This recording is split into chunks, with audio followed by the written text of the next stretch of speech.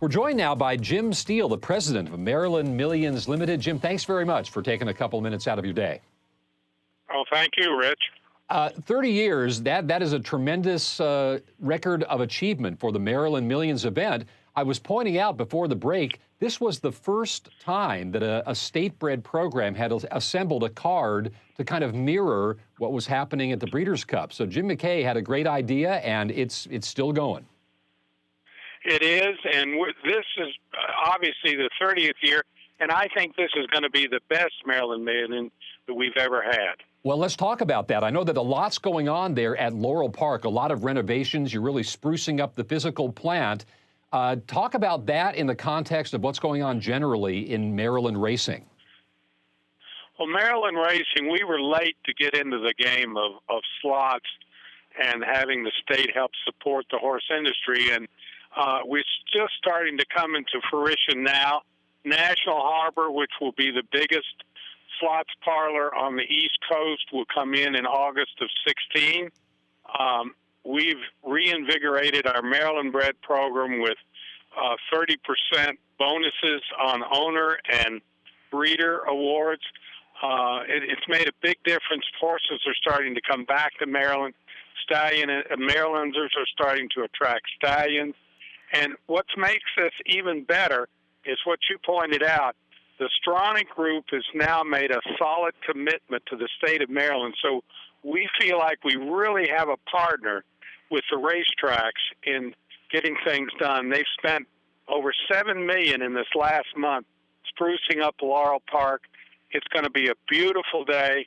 And the nice thing about Maryland Million is it's not just for betting. It is a family day.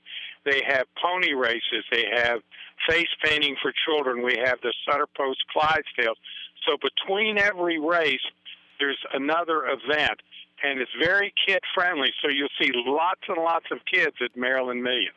Jim, very fitting that the Maryland Millions program is named in honor of the late, great Jim McKay. Talk about his ongoing influence in Maryland racing. Racing was always very dear to his heart.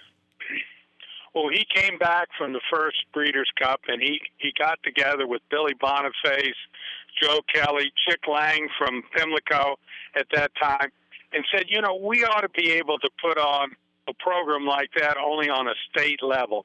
So we were the first state program to mimic the Breeders' Cup. And, you know, it was back and forth, and there were naysayers that said, oh, well, Winfield Farms is active then, and they'll just walk away with everything. It didn't happen. There's been a tremendous number of stallions that have been represented by winners. Everybody in the state is a player, and it is truly, and Jim McKay made the statement, it's Maryland Day at the races, and that's what it is. And you know what, Jim? I'm dating myself, but the only time that I actually ever visited Laurel Park myself was on the occasion of the inaugural Maryland Millions. And I saw Herat, who was a son of the great Northern Dancer, win the Maryland Millions Classic that day. And I treasure that memory, and we wish you the best of success with the program tomorrow and going forward. Well, thank you. The weather is perfect here. It's just going to be slightly cool. It's not going to be hot. It's going to be sunny.